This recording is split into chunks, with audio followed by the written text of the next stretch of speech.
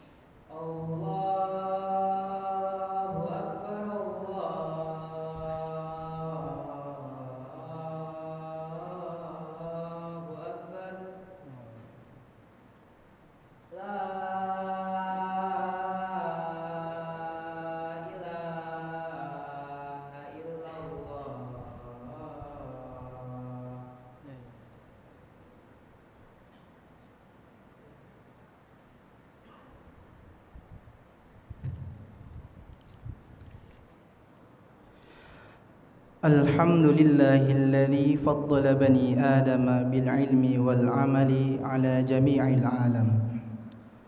Wassalatu wassalamu ala sayyidina Muhammadin sayyidil arabi wal ajam wa ala alihi wa ashabihi yanabi'il ulumi wal hikam.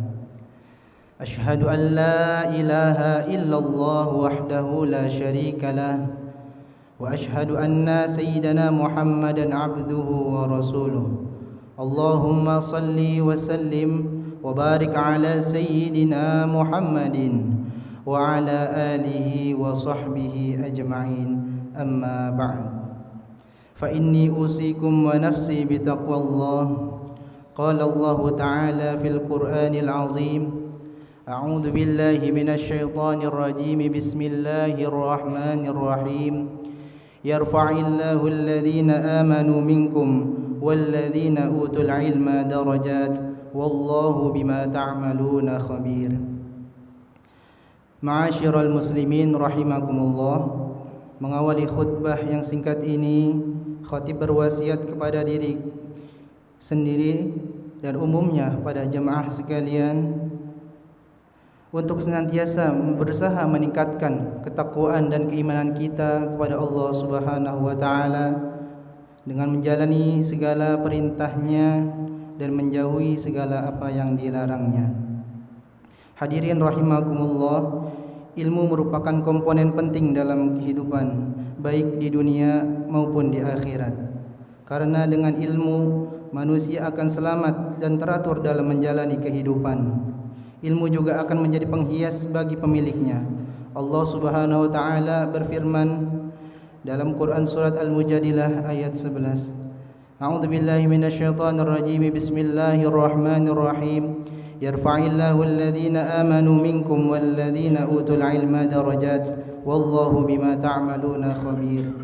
Allah akan meninggikan orang-orang yang beriman di antara kalian dan orang-orang yang diberi ilmu pengetahuan beberapa derajat, dan Allah Maha mengetahui apa yang kalian kerjakan. Allah Subhanahu wa taala juga berfirman dalam Quran surat Ali Imran ayat 18. Syahidallahu annahu la ilaha illa huwa wal malaikatu wa ulul ilmi qa'iman bil qist.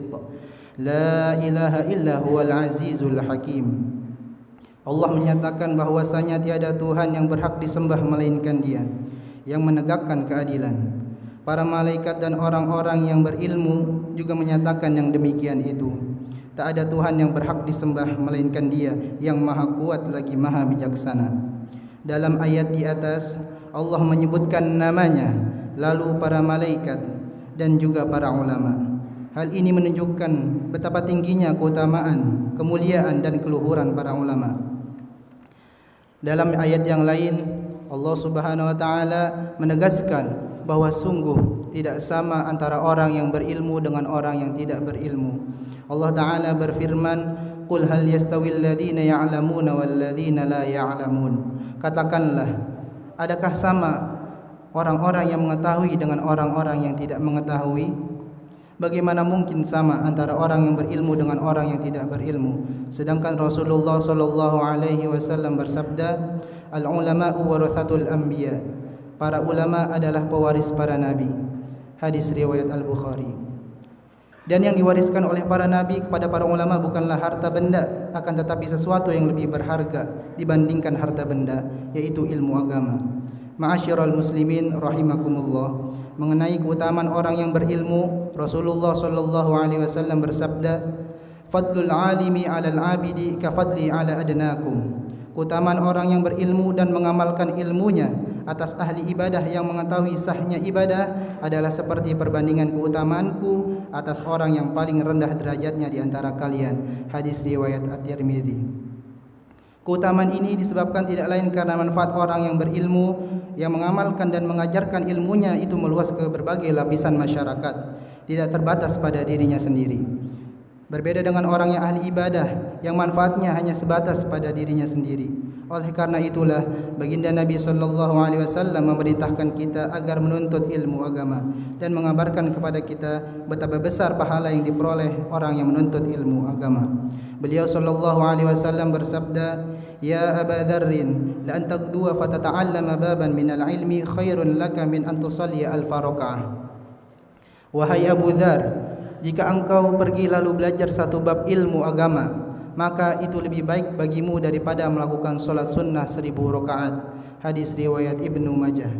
Hal ini dikarenakan menuntut ilmu agama hukumnya wajib, sedangkan melakukan solat sunnah sebanyak apapun hukumnya tetaplah sunnah. Tentu perbuatan yang wajib lebih utama daripada perbuatan yang sunnah. Dalam hadis lain baginda Nabi sallallahu alaihi wasallam bersabda, "Ma'ubidallahu bi syai'in afdala min fiqhin fid din." Tidaklah Allah disembah dengan sesuatu yang lebih utama daripada dengan ibadah yang didasarkan pada pemahaman terhadap agama. Hadis riwayat Al-Baihaqi. Dalam hadis yang sangat populer di kalangan para santri, Rasulullah sallallahu alaihi wasallam bersabda, "May yuridillahu bi khairan yufaqihu fid din." Barang siapa yang Allah kehendaki baginya kebaikan yang agung, maka Allah akan berikan kepadanya pemahaman yang mendalam tentang ilmu agama dengan dimudahkan untuk belajar kepada para ulama yang terpercaya. Hadis riwayat Al-Bukhari dan Muslim. Saudara-saudara seiman, para ulama mengatakan menyibukkan diri dengan menuntut ilmu agama lebih utama daripada melakukan ibadah-ibadah badaniyah yang sunnah. Hal itu dikarenakan manfaat ilmu meluas dan bermanfaat bagi diri orang yang berilmu dan orang lain. Sedangkan ibadah-ibadah badaniyah yang sunnah manfaatnya terbatas pada diri sendiri. Keutamaan tersebut juga dikarenakan ilmu dapat menentukan sah atau tidaknya berbagai macam ibadah. Sahnya ibadah membutuhkan ilmu dan bergantung kepadanya, sedangkan ilmu tidak bergantung kepada ibadah. Seseorang yang beribadah tanpa dasar ilmu akan melakukan bentuk ibadah yang rusak, yang akan membuatnya celaka di akhirat. Keutamaan tersebut juga dikarenakan para ulama adalah pewaris para nabi, dan hal ini tidak berlaku bagi ahli ibadah yang bukan ulama. Ilmu juga tetap ada pengaruh dan manfaatnya meski pemiliknya sudah meninggal. Keberadaan ilmu juga menyebabkan hidupnya syariat dan terpeliharanya ajaran-ajaran agama. Ilmu agama adalah hidupnya Islam. Artinya, dengan ilmu agama, seseorang akan mampu menjaga keislamannya dan keislaman orang lain. Dengan ilmu agama, ajaran-ajaran Islam akan terjaga dari pihak-pihak yang berupaya untuk menyelewengkannya. Oleh karenanya, disebutkan dalam sebuah hadis, wala faqihun wahidun asyaddu 'ala syaitani min alfi 'abidin. Satu orang faqih, orang yang mendalam pengetahuan agamanya, lebih sulit bagi setan untuk menggoda dan menjerumuskannya daripada 1000 ahli ibadah. Hadis riwayat Al-Baihaqi. Hadirin rahimakumullah, sungguh menuntut ilmu adalah titian kemuliaan yang telah diajarkan oleh Rasulullah SAW dan telah dicontohkan oleh para ulama. Hari ini kita semua beruntung berada di tempat yang mulia ini, di bawah bimbingan guru-guru yang hebat yang kami hormati dan banggakan. Ilmu yang didapatkan di Manisan Cendekia ini bukan hanya bekal untuk kehidupan di dunia saja, melainkan juga bekal akan menerangi jalan kita menuju akhirat. Para siswa sekalian, muliakanlah guru-guru kita, sebab keberkahan ilmu terletak pada adab dan penghormatan kepada beliau semua. Semoga Allah Subhanahu wa taala senantiasa menjadikan kita semua generasi yang bermanfaat bagi umat, yang ilmunya terus mengalir sebagai amal jariah, dan selalu ingat bahwa kesuksesan kita tak lepas dari doa dan keringat para guru. Hadirin rahimakumullah, demikianlah khutbah yang singkat ini, mudah-mudahan bermanfaat bagi kita semua. Aqulu qawli hadza wa astaghfirullah li wa lakum fastaghfiruhu innahu huwal ghafurur rahim.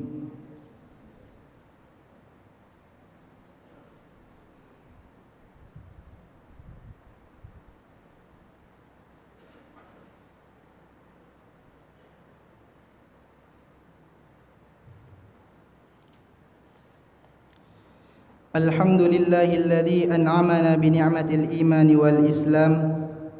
Wassalatu wassalamu ala sayyidina Muhammadin khairil anam wa ala alihi wa ashabihil kiram.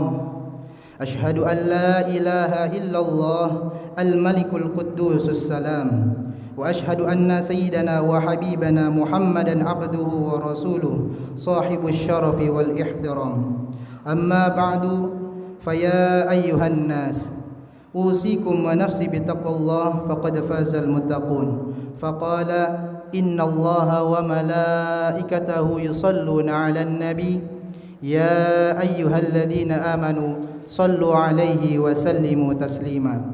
Allahumma salli wa sallim 'ala sayyidina Muhammadin wa 'ala ali sayyidina Muhammad kama sallaita 'ala sayyidina Ibrahim wa 'ala ali sayyidina Ibrahim. وبارك على سيدنا محمد وعلى آل سيدنا محمد كما باركت على سيدنا إبراهيم وعلى آل سيدنا إبراهيم في العالمين إنك حميد مجيد. اللهم اغفر للمسلمين والمسلمات والمؤمنين والمؤمنات الأحياء منهم والأموات.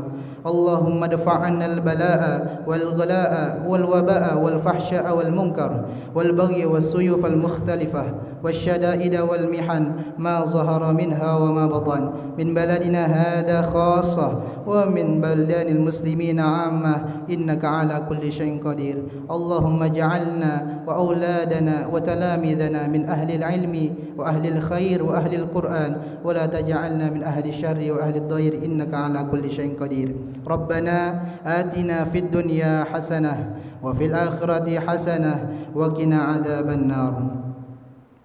عباد الله، إن الله يأمر بالعدل والإحسان وإيتاء ذي القربى وينهى عن الفحشاء والمنكر والبغي يعظكم لعلكم تذكرون. فاذكروا الله العظيم يذكركم ولذكر الله أكبر. أقيموا الصلاة.